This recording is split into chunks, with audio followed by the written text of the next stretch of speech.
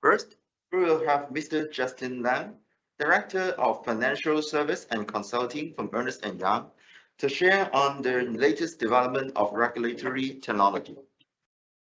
Then we will have Mr. Felix Chen, Dun & Bradstreet Business Development Director of Compliance Worldwide Network, to share on the complexities increases with continued disruption. But after Felix, we will have Ms. Jenny Chow, founder of RegTech and chairperson of RegTech Association of Hong Kong, to share on RegTech for FinTech and FI, and Wallace Chow, Fraud and Compliance Director of FCC Analytics, share on the use cases of RegTech. Last but not least, we will have our exciting panel discussion with all speakers coming back to the stage and talk about AML RegTech. Without further ado, I would like to invite on Mr. Justin Lam to the stage. Justin, please. Thank you.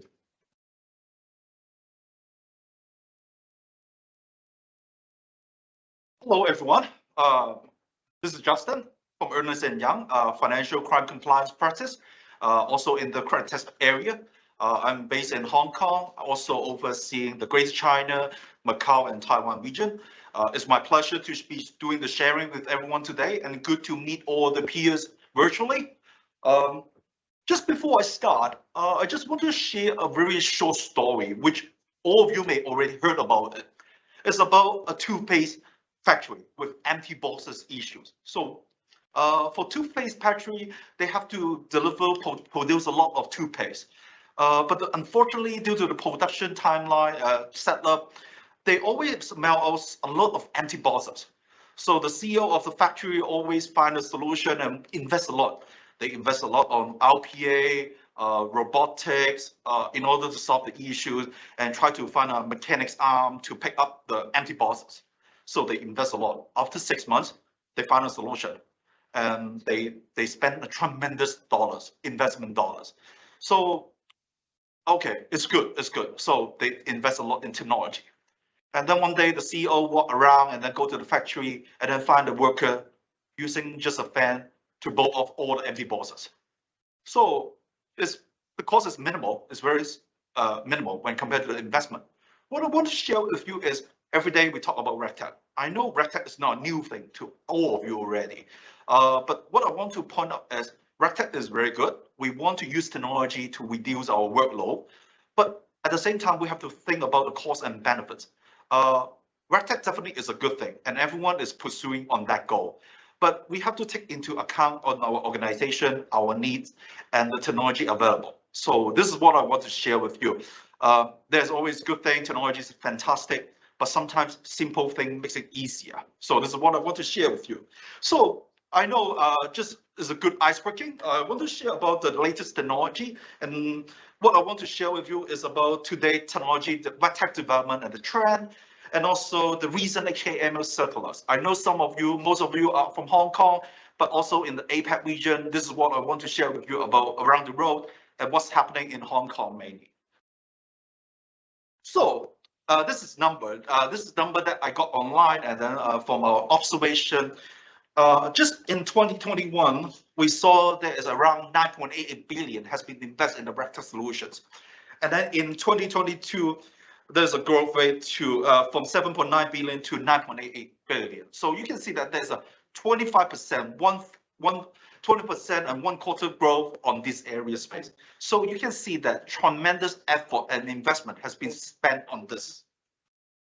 And then in Hong Kong, you can see that since 2020, there's tremendous guidelines from HAMA, from different initiatives from the government, the Greater Bay Area. We're talking about tech. There's so many initiatives happening. Just for HAMA example, recently they talk about OCR. OCR is not a new thing, but they expect your peers could use machine readable technology, which would help banks to interpret new law, new regulatory environments. So this is not something new, but you can see that there's so many initiatives happening already. And also there's so many compliance technology has been have been rolled out. There's so many fantastic things. I think if you look at the Cyberport, Science Park, there's so many good startup has been working with different financial institutions. I could not name all of them, but you can see that there is growing in this area. Just take the next slide. This is the number that we have taken from the HKMA guideline. So from this slide, you can see that only around 1/3 of your peers, I mean just banks, excluding securities firm, insurance company, from the HKMA, there is only around 1/3 admit that they have fully implement RegTech. And you can see that the rest, around 2/3 of them, they are still at the proof of concept stage, or they are trying to explore different solutions. So that means many of the not late to start. This is what I want to share. Some giant financial organization may already start something, but for others, not late to start.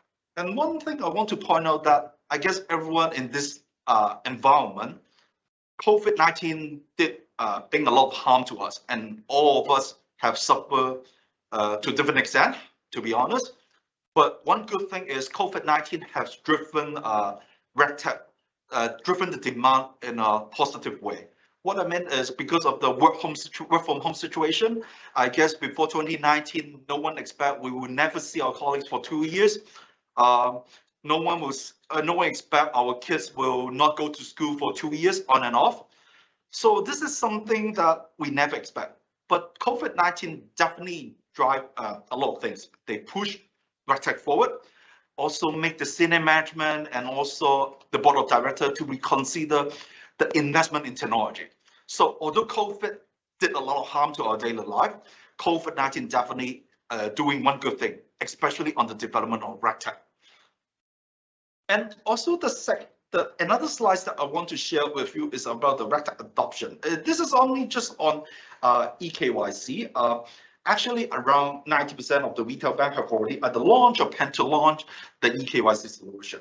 And then some of them are still using, some of them are still consider what solution they're using. And around 77% of the enabler banks exploring using RegTech in their transaction monitoring. This is a number that I want to share. Just want to give, it's not Excel. I just want to give you an idea of what your peers are doing. This is the data that we got from the HKMA. But doesn't mean you need to invest in eKYC. Doesn't mean you must do on transaction monitoring. And as I said earlier, before I start, you have to think about what you need to do in accordance with your business needs, your organization size, the firm size, and also the business priorities. Different firms have different priorities. So no, there's no one solution fit all needs. So another slide that I want to share with you is about what's happening in the growth. So in this slide, we will briefly mention what's happening in United Kingdom, what's happening in the United States, what's happening in Australia, Singapore, and lastly, we will go through the latest initiative that we have seen from the HKMA. So in this slide, you can see that UK has already do an innovation hub already. They do a hub, and then there is a multiple solution to the internal market experts. They brought to the peers so that your peers could explore which solution would suit their needs. Same for the US. They have similar workshop virtually in the past 2 years. And for Australia and Singapore, we saw that apart from workshop, they do a lot of initiative by providing financial subsidies to your peers to promote RegTech adoption. So this is what we've seen around the world. And then Hong Kong is not bad. Hong Kong doing almost all of them, which I will point out in the next slides. Before I keep going, there's something new. It's about the RegTech 3.0, the Sandbox 3.0. This is already happening in November 2021. So in order to promote RegTech, actually HKMA do have an initiative. They provide financial subsidies to up to Hong Kong dollar $1 million for RegTech, which is recognized by the HKMA. They could partner with the banks and do some RegTech initiative. of course, they need to submit a proposal and then get the approval from the HKMA. So, but definitely this is one good sign. All the banks can consider what they need on the needs, and then to build something RegTech solution which is suitable your needs organization is with a lot of recognized startups in Hong Kong. So, and also you can also get the subsidy from HKMA. So I think it's a good thing when compared to others. Hong Kong HKMA is doing a lot of good work on this. And the second issue is about the recent RegTech adoption. This is what we've seen from, and I guess in the past, HKMA issued a lot of circulars, use cases, working with different external consultants, talking about the use cases. This is a snapshot about how the AI applications on the RegTech development by the HKMA.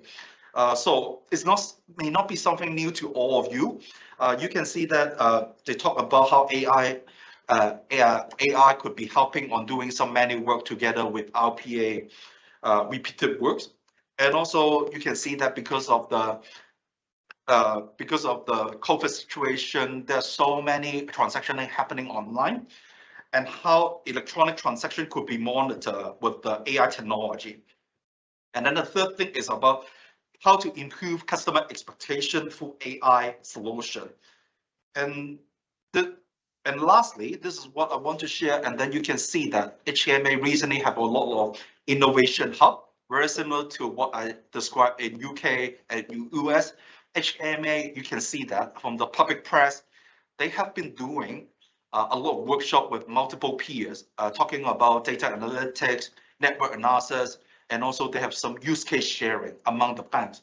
So Hong Kong is not that bad when compared to, it's doing a very good job when compared to other regulators. So I hope I give everyone a taste about what's happening on RegTech in the region. I hope I know is only a 10-minute introduction. I hope everyone with different background could get a taste about what we are doing in Hong Kong. So in the meantime, thank you all of you, and then I will pass the floor to Felix from Dun & Bradstreet to further our discussion. Thank you. Thank you, Felix. Yeah, thank you, Justin, for your time. Thank you for your introduction about the regulated trends and also the adoption of the RegTech in the Hong Kong market. So in Dun & Bradstreet, first of all, I'm Felix and handling the business compliance and third-party risk management business in the APAC region as well. So in Dun & Bradstreet, we see that there are a lot of complexity increasing in the market for the compliance operation in our clients because of the continued disruption around the world. Like what Justin mentioned, besides the regulator push and COVID-19, we are seeing all these different reasons that is actually accelerating the RegTech adoption in the market.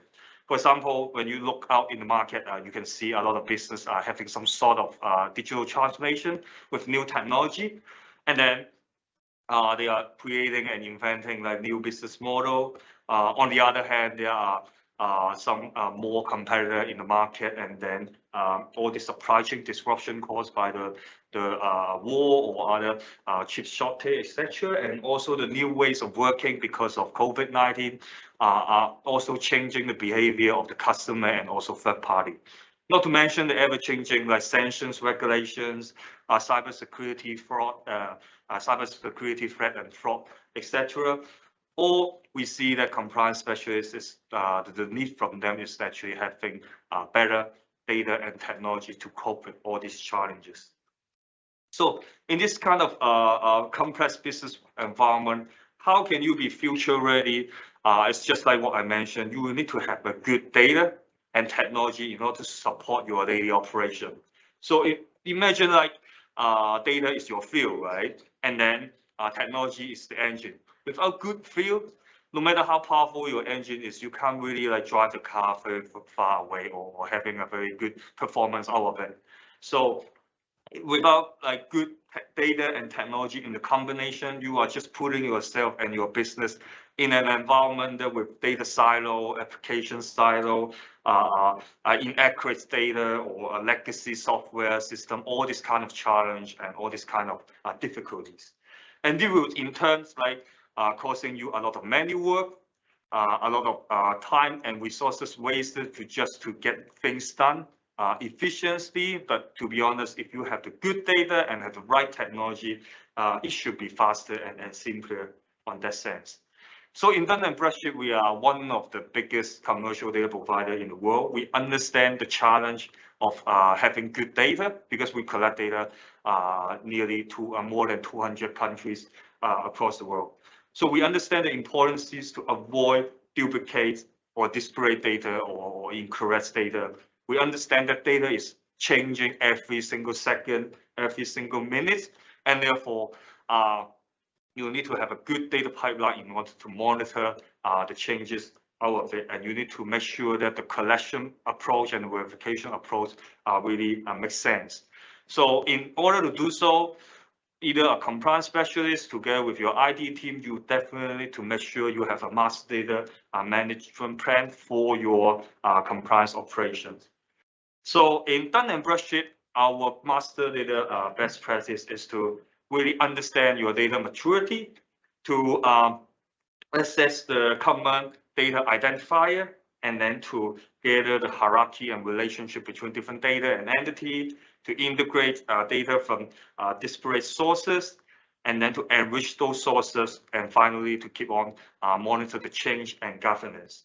So we understand the challenge in doing all that, and it really requires a lot of work together with different teams and different departments, and therefore we would like to share with you our internal data journey, so that you kind of see how everything's put together for data to work also in the compliance operation. So this is the DNB Dun & Bradstreet internal data journey. So, but I think it also can be applied to any company around the world. So first of all, for example, when you're a compliance specialist or when you are in a financial institution, you are doing like customer onboarding, you need to collect data either from the customer itself through like paper form in the front desk, or through digital application, or either from a third-party provider in order to do some verification. You need to collect a lot of data from different channels, and then you need to organize it. The best way to organize it to avoid any duplication or disparate or incorrect data is to have a unique identifier. Where in Dun & Bradstreet, we have one that is called DUNS number, being used by a lot of companies around the world. It basically giving a unique identifier for all entities around the world within our data cloud. So it's very helpful for customer to really do a deduplication in their customer or third-party database. After that, you need to like enrich your data in order to build a better profile for your either for your customer or your third party, because you probably would love to know more from your customer from a third party perspective, or you want to build a more comprehensive profile for your customer. So, and then you need to really make sure that you consolidate everything, you have cross-check, validate, and to resolve any conflicts from data that collect from different channels. Like I mentioned, maybe you collect data from your customer, but then from a third-party provider or from other channel, you know that there is some conflict between the data, then you want to really resolve them. And finally, you want to aggregate it, the data into a single view, having a single source of truth, and finally, really to make sure that you distribute your data to the right people or system at the right time. So in DNB, we do that by distributing our data through API or software product or even batch file in order to fulfill our customer needs. All the data journey should be backed by monitoring and control capability, because when you imagine, you need to make sure that the data quality and also the governance issue to comply with some internal data security or internal IT policy to keep the data clean and also update.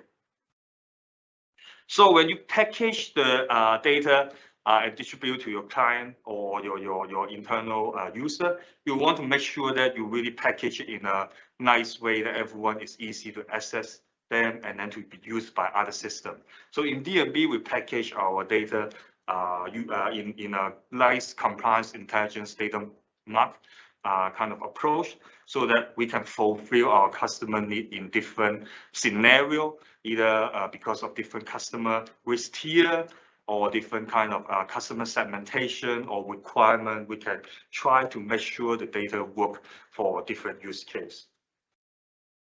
So I would love to share with you one of our kind of new technology or one of our nice invention that helps solve some of the compliance challenge, the most critical one in terms of the corporate KYC and CDD element, which is the control and ownership structure.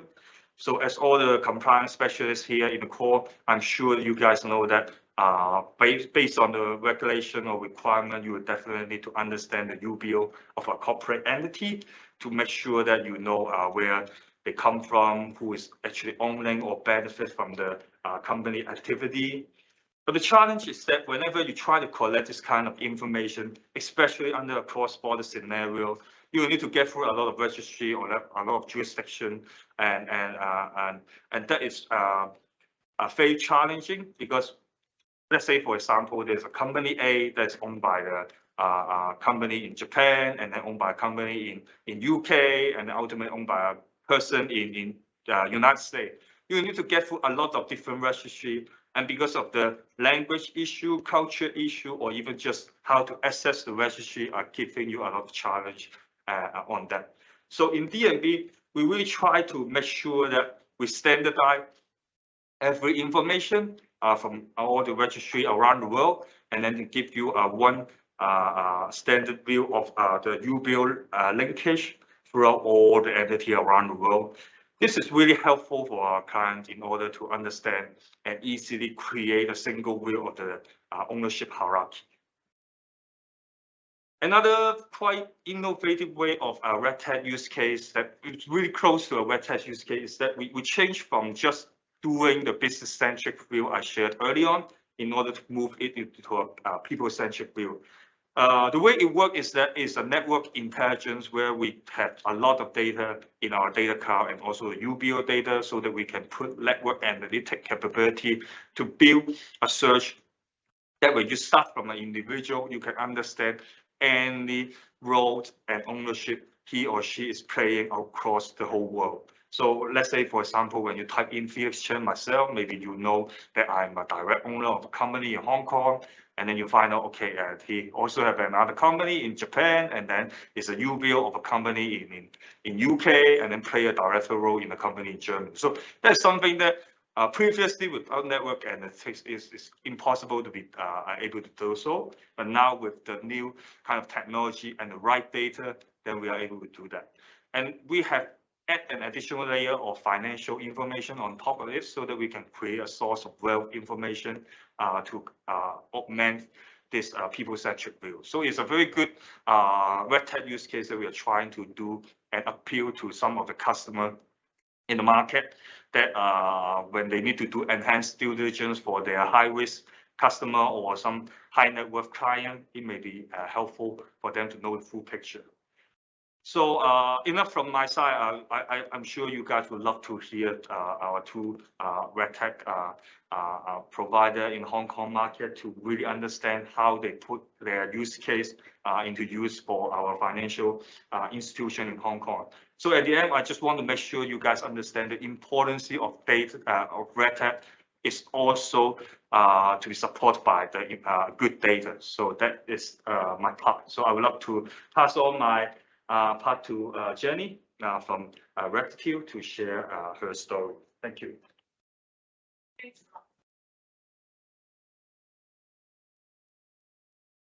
Hi everyone, my name is Jenny, and I'm also the chairperson of RegTech Association of Hong Kong.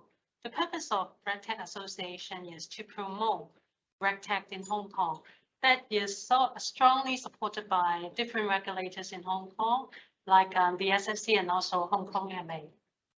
Yeah, just now Phyllis and also EY has shared their very good presentations about the importance of RegTech and different technologies.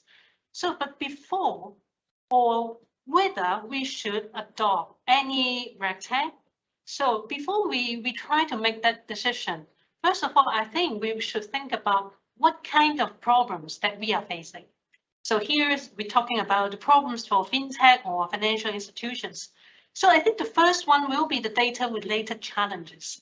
There are lots of them, like whether the data is reliable, whether the data is too unstructured, you don't understand what does it mean. So that's the challenges, and also the cybersecurity threats. And also the second problem will be when you try to adopt any type of technology or RegTech, no matter RegTech or FinTech, so the problem will be whether it can be integrated or that can be interoperable with the existing system. That's the biggest problem that we are facing. I have been CCO of investment bank before. Usually we have that kind of problem because we have all the legacy systems. So when we adopt a new one, usually there will be conflict between the systems. So that will be a habit. So the third one will be, I think most of us are also facing that part, as you know, the regulation changes every day. And the most important problem will be we don't understand it. So no clear guidelines. So that will relate to that. So when we, even though if we try to adopt any RegTech, because we don't understand the exact requirements of the regulation, we don't know how to choose the RegTech, which one we should use. So the fourth one will be right now, because of all these regulations, when we try to acquire a clients, we spend a lot of money and resources. So we have to do all kinds of checkings against the background of the clients. So this is the problem as well. So in fact, right now, because we get so many technologies, so many different service providers of RegTech and FinTech, but we are lack of the necessary technologies, capabilities, skill and knowledge, training. So we don't know how to choose it. We don't know whether it's worth it. So I think this is the problem that in fact I'm running a FinTech and RegTech firm, but I have also acknowledged that problem is that in Hong Kong and even worldwide, generally speaking, the RegTech provider solution are quite immature. I think the biggest reason is because it is not, RegTech is not widely supported by the user at this point of time, because it is too new. And because of the problem just now I've mentioned. So that makes it not so popular because people don't know how to use it or which one we should adopt. So that makes we don't get enough business for us to develop better. So these are the problems. But we have to adopt it, the RegTech, like the Hong Kong MA. Hong Kong MA proposed that we have to adopt it by certain period of time. We have to all go FinTech. We have to adopt RegTech. So we have to adopt it, and it is really helpful for us to get our compliance problems resolved. So I have some recommendation about when you try to implement the RegTech or FinTech. So what kind of steps you can do? The first one will be, first of all, engage your compliance and risk management people in the process. So they will give you some advice whether it is good or not, even though somehow I have been a CCO before. Somehow, I think at that point of time previously, I also feel very difficult for us to understand all this technology. But anyway, we have to engage them and try to make them willing to be involved. That's the first step I would recommend. The second will be which process that you have to automate it or to adopt RegTech. So you have the one that you should choose at the very beginning. Has to be the process is very mature, well-defined and rule-based. This is also one of the reasons why you see the RegTech, most of the RegTech are doing AML checking. Because for the AML checking, it fulfills that requirements of the conditions like mature, well-defined and rule-based. So that's easier. But I think once you have adopted for one process, you can then extend to the others. And then all the processes can be automated in a much better way. The third will be when you have tried to adopt it, and then you have to like build up your testing program so as to identify any error during the process. And also you can manage the development and integration. These are the steps you should consider when you try to adopt it. So some other things about the strategies. So we have to think about, just now Phyllis mentioned about a lot of the data quality, because that's important. Because when talking about the compliance and talking about now how to do our business, data become very important right now. And also it extends to big data. But for we get so many data, collect so much data, then what should we do? The strategies. First of all is, Phyllis also mentioned that data must be subject to validation check, because this is important. Even though you collect a lot of data, right now, I think banks collect a lot of data during the account opening process. But some of them may not be reliable or accurate. The clients may not give you accurate information or sufficient information. So you have to pay extra effort to validate the data. The second will be because right now we get the technology. So previously we all set out all the data in Excel, and then that can be done. But right now, if we're talking about how to choose which kind of process or which data, you have to see whether they can manage to involve data sets that are voluminous, and then that can be that cannot be handled by usual Excel spreadsheet. That's the second strategy you should think about. The third will be like you have to think about the speed of that RegTech to handle the data. That's not only talking about the generation of data and the collection. It's also talking about how quickly it can be turned into reports and actions. That's important, because sometimes we can think we see that, oh, so they can collect data very quickly. They can like generate it very quickly, but it is not turned into reports. It cannot turn into action. That's also meaningless. That cannot be transformed into information, and data is meaningless to us. That's the first point you should consider. And the last point, very interesting. In previously, several investment banks also asked me about that part. Is your RegTech also handle the unstructured data? For example, like the web images, social media posts, and email. That's also very important because it provides some alternative information for consideration. So once we have got the good data and the underlying that comply with the regulations, I think the compliance people will be happy if all the underlying things, infrastructure can be set up. Then what can you see? Usually when for the RegTech, the presentation right now is very simple. Like these are the use cases like for. The first one will be the case management.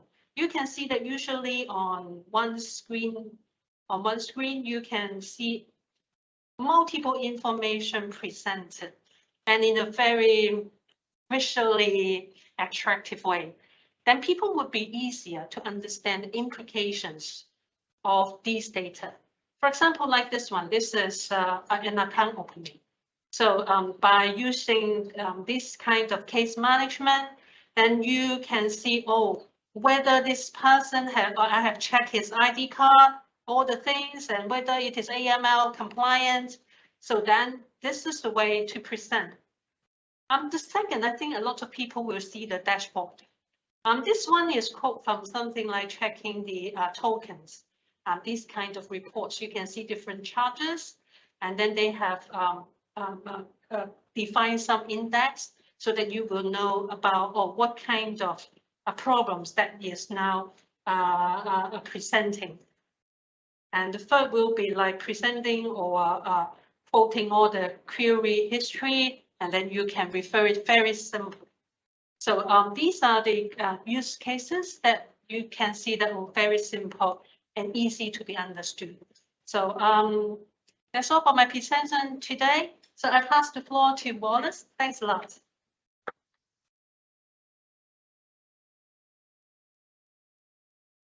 Thank you, Jenny. And good to see you here. I'm Wallace Chow from FCC Analytics. So FCC Analytics is focused on the compliance solutions and services. So today, I'm happy here to share with you guys some use case that is very technically for the RegTech topics. So the first one will be the some of the introductions about the RegTech or the technology available in the market. Is talking about like the onboarding, the AI technology for AML or transaction monitoring, and also some behavior analysis, biometric technology. But one thing today I want to cover with you is the network analytics. So from 2020 or 2021 is already talking about so-called network identifications or network analytics. So it's actually talking about how to collect or put those data in a network diagram. So meaning that like if you have like 10,000 transactions data, how you're going to effectively visualize or analyze the impact of your AML investigations or customer behavior understanding. So that is something talking about these angles, helping the end user to understand take out the actual result about a investigations. So when we're talking about a network, it usually have some called node, okay, or edge. So the node is actually represents some of the entity or something like a element in from a customer perspective or a transaction perspective. So we usually refer this in the diagram so that it is easier for the end user to understand like what component or element that related to a party call. For example, here is like a customer A. So it actually helps to understand how many customer or parties involved in the network, so that is easier to understand the complexity or their relationship. By hooking up the node by the edge, that's meaning that like they have relationship. Okay, then what kind of relationship that we're talking about? It may be a transactions relationship or a share of information. For example, address, for example, phone number, or even an email address. So these linkage will able to help the investigator to understand the actual relationship between customer or parties in their organizations. By identify those like high risk customer or high risk parties, we can actually able to change the color or put some icons on there so that it is easier for the end user to understand the whole picture. So in order to draft or create a network graph, something like this, we need to have some preparation on doing this. Okay, let me show you something here. So that is the way how a network can construct. Okay, first of all, we need data. Okay, a lot of data. So it related to related to the subject that you want to focus on. So most likely will be the customer profile, including those like address, email, phone phone number, things like this. And also some new idea about the digital footprint. That including like the device that we use, like the mobile phone, the desktop that the customer is using, and the IP address, things like this. We pull up all those data in one single data kind of database. Then we need to analyze the data, which can be linked up together. So we will have a so-called data integration process to add up those data or some calculation of that and do some filtering, because there are some sort of like data will be like meaningless or duplicate, things like this.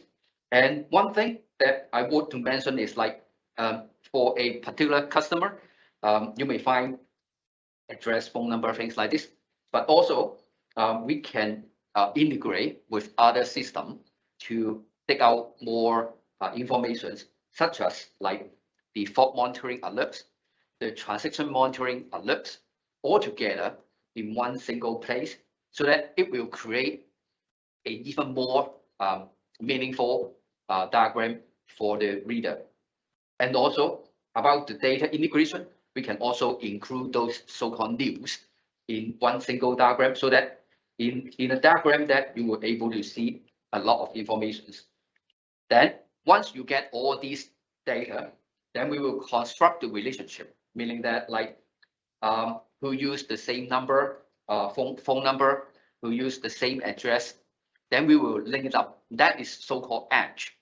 By linking up them, we are able to configure a graph like this, and that is very meaningful for people doing like investigations, and also the like customer review, things like this. So that is the graph and how it can help people to save a lot of time, consolidate data, and draft the data and make the relationship in one single place. So the next one is another use case about the customer due diligence. Here is the news from a regulator. Is talking about the ongoing customer due diligence process that failed to meet the regulatory requirement, which is about the ongoing customer due diligence and about data inaccuracy, and also the reasonable measure to the so-called customers, beneficial owner, the wealth or source of fund. So that is because there are so many processes that involve in a customer due diligence. For example, the ongoing process for periodic review or trigger event, that is has to be doing in a regular basis, so that it is easier for the banks or for the financial institution to follow up. So that's supposed to be a systematic or automatically triggered by the system and informed to the relevant party to start the ongoing review process. And also the standardization is also one of the points that has to be taken care about how you're dealing with the ongoing customer review. For example, we can standardize those processes by the risk level of the customer. For example, the high-risk customer with a more strengthened review and process for approval, things like this. And also, one of the very important points is data. Okay. For example, when the reviewer need to construct perform an ongoing customer review, it has to be collect enough information, up to the information, so that data collection and consolidation process is very important for the reviewer to get those accurate data. Also, that it will be easier for the reviewer to complete the process if the data is centralized in one place, so that it can pull out the data in a very quick and systematic way. And also, one of the process that we refer to is the workflow. Okay, you may understand the ongoing process will have different kind of parties involved in the whole due diligence ongoing process. So workflow is a very, or case management will be a very important platform or tools to help the process to complete on time with a audit trail capability to trace what kind of review process has been done.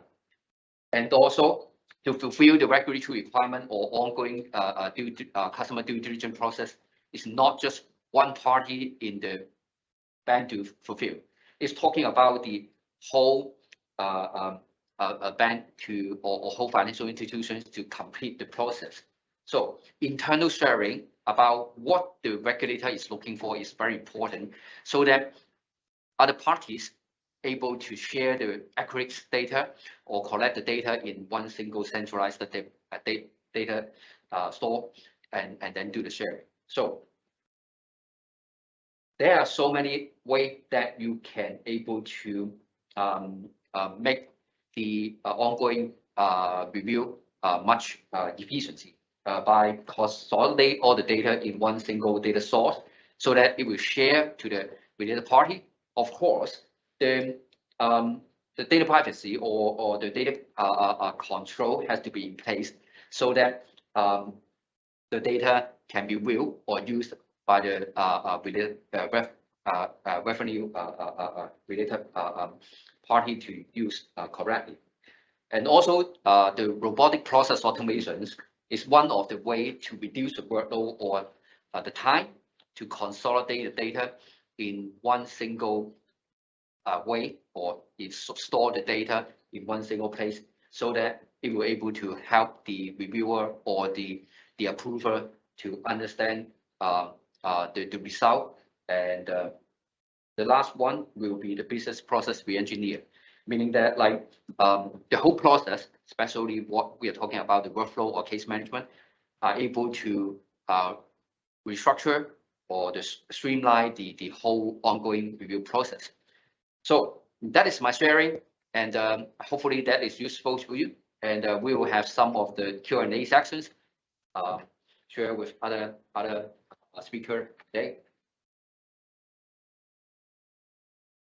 So thanks very much for our speakers today, and we will have a very great discussion. So now we invite all of our speakers to the stage, and we will have our very exciting panel discussion today.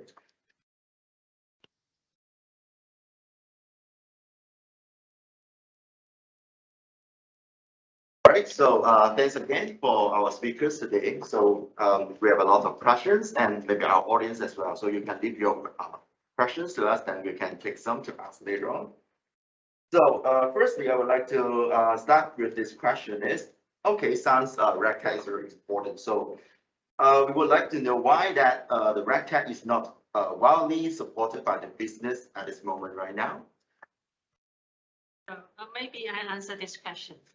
Because according to the statistic that collected by RegTech Association, we found that our members are not, they're having sufficient business for them, or very difficult to pitch the business.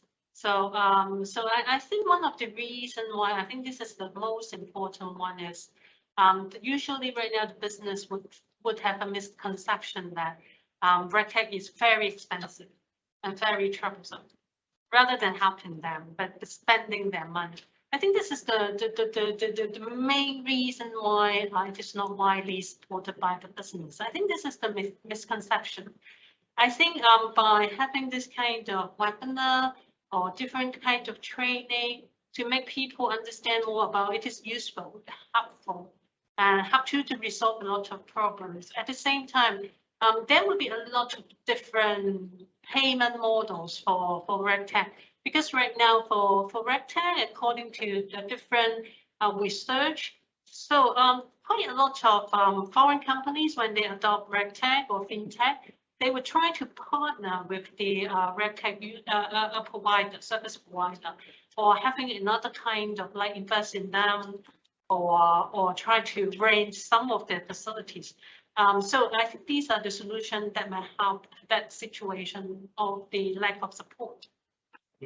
I see. Yeah, that's a very great point that most of our audience may think about that. It's quite expensive for them. Okay, so anyone would like to add on these questions?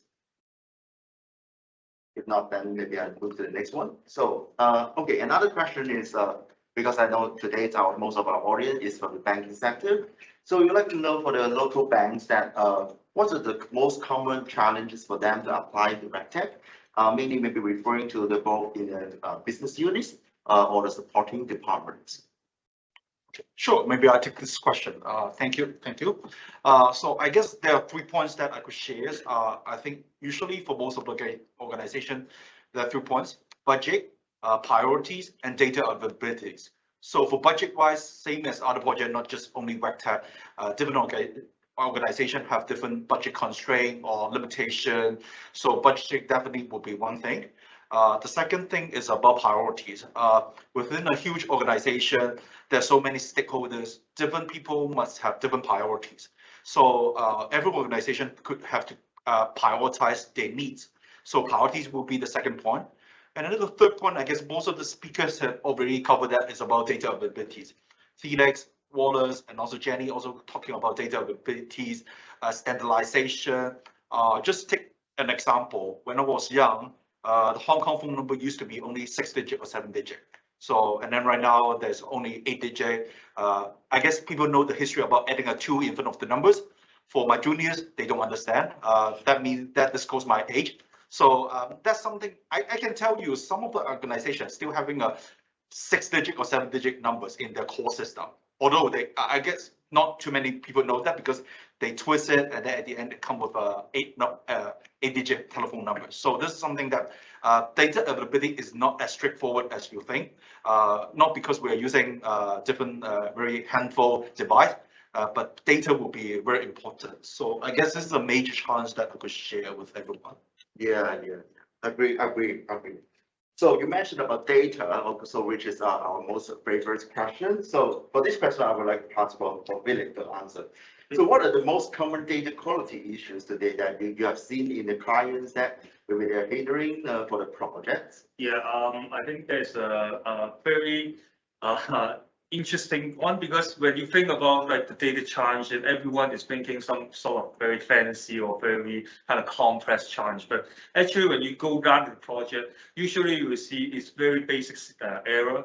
You will have manual input error, you will have standardization issue, you will have people like the whole data pipeline having some kind of integration or just kind of the standard is different from different data source. So it's not some kind of complex challenge that you are facing. It's just that down to the core is how, when you do the data collection, you make sure that there will be no error. So that's where some technology can help, like through digitization or automation. You make sure the manual involvement in data collection or cleansing is minimal. And then when you do the standardization, you make sure you set up some nice policy or some nice standards so that just an example is that we can see usually address is having a lot of different format. You have different field. How can you standardize it? You need to have some kind of approach agreeable throughout all the system. That's the thing that a lot of companies actually missing.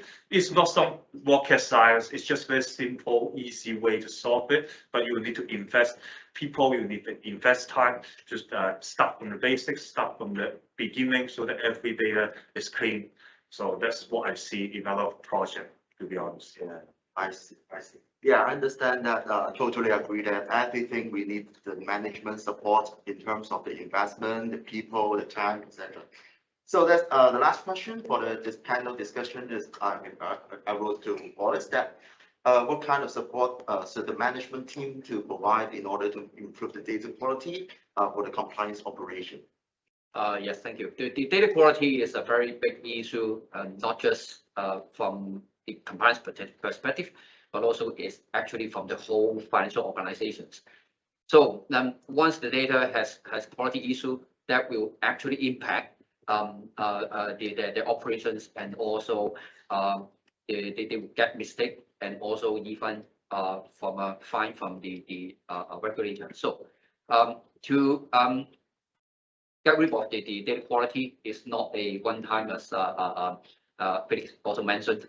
It's a long-term improvement area. So we usually start with the very beginning about like data collections.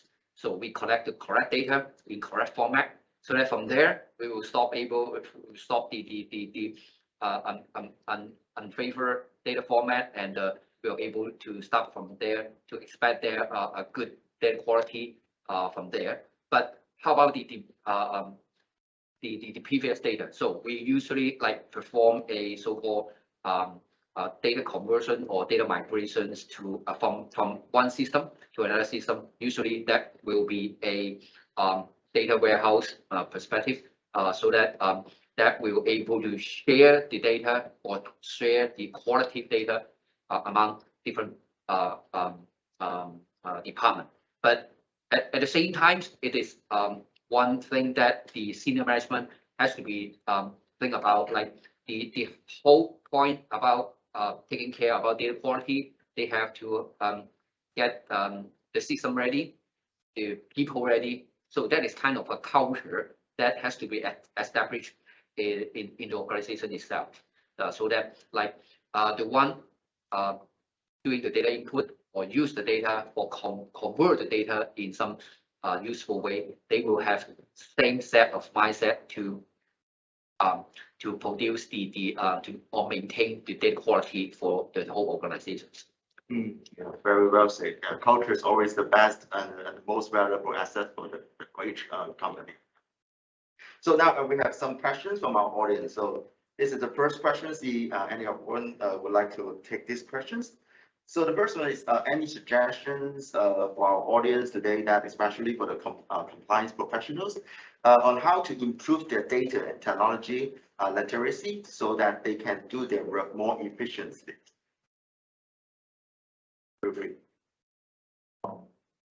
Maybe let me take this one first. So I would say it's very simple, like what all the audience, all the speaker here has mentioned about. It's really about culture, the talent investment, and also the mindset. Like once you have the right mindset about that, the most basic foundation of adopting new technology or to enhance or innovate your business process is to have a clear mindset that everyone involved in any operation, like here today we talk about compliance, but actually it's applied to all, is that you need to have this basic foundation of the technology and data literacy. And then on the other hand, is that there will be a lot of encouragement and push from the management in order for them to be able or is willing to try out new things and won't stop to do a trial and error, because technology, you can always have a sandbox, you can always have testing environment to try and take it out whether your way is good or not. So I would say it's always about culture and mindset. Thank you. Anyone would like to add on? Sorry, maybe I just add a few words. Like for example, for trade finance documents, they are still paper-based, most of the organization. So I guess digitalization is one thing. So if you don't digitalize your documents, if there's no data input, there's always no output. So in order to work effectively or efficiently, digitalization is one of the key areas to succeed. So that's a point. Yeah, on top of Felix's point. Yeah, maybe others. Yeah, Thanks, Justin. thank you. Okay. So if not, then I go to the next question. So simple one. How can RegTech benefit the business? Maybe Jenny, you want to try? So I think for RegTech, it can, of course, I would say, benefit the business a lot. So first of all is because if your data is not reliable or the report you submitted to the regulators is not accurate, first of all, your system will be abused ultimately. Then that will suffer a lot of, I mean, from the point of the risk management, you will suffer a lot. That's for the thing. And the second will be you will be subject to a huge penalties from the regulators. I think that's from the best side of the thing. So you're trying to avoid the problem. That's the first thing that can benefit the business.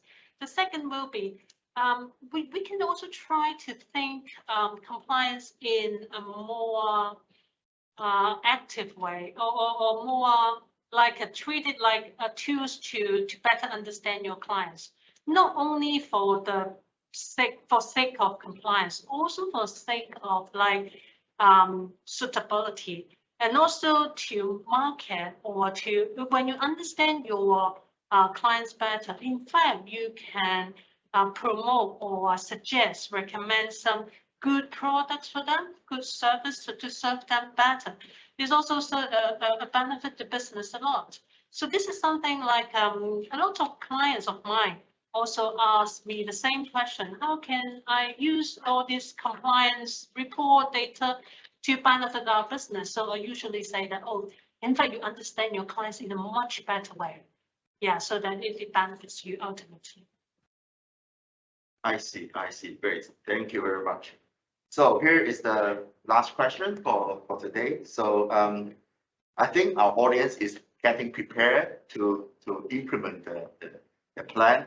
So this question is, how should the financial institutions lay out the RegTech implementation plan? Maybe I take this one. So in the past 1-2 years is actually like the organization, according to the regulators guideline, they already filled up so-called the RegTech plan for the organization for like 2-year plan or 3-year plan, and it depends on their organization structure, their technology. One thing they can think about how to make up their own plan is depends on the readiness of the operations and also the regulatory requirement. So first thing they can think about like what is the easier way for them to adopt different kind of RegTech, and which RegTech is able to adopt very easily. For example, the so-called the robotic process automations is actually a very easy to adopt and to take out which area can adopt such kind of technology in their operations, and most effectively showing the result for the senior management. So that is one thing that they will able to do the planning, and also they can also review their process. Like for example, the in terms of the system readiness and also the data readiness. So combined together, they can able to define the so-called the dependency in terms of the system or the data. And once that is ready, then they can plan for the implementations. That is one way that we help other customer to plan ahead for how to adopt the so-called RegTech technology in their organizations very and roll out more smoothly. Yeah. Thank you, Robert. So anyone would like to add on some points? Yes, I think also we need to engage everyone in the company in the implementation, especially I think the bosses. That's really important because they are the drivers of the whole project. So that's something. They have to like lead the project. I mean, the lead is not like to ask them to do all the tedious operational work, not that way, but kind of showing their support of the projects. That's really important, so people will follow. That's one thing.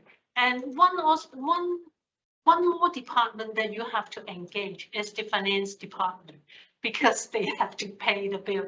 So my experience when I was a chief compliance officer, usually I have a big fight with the CFO.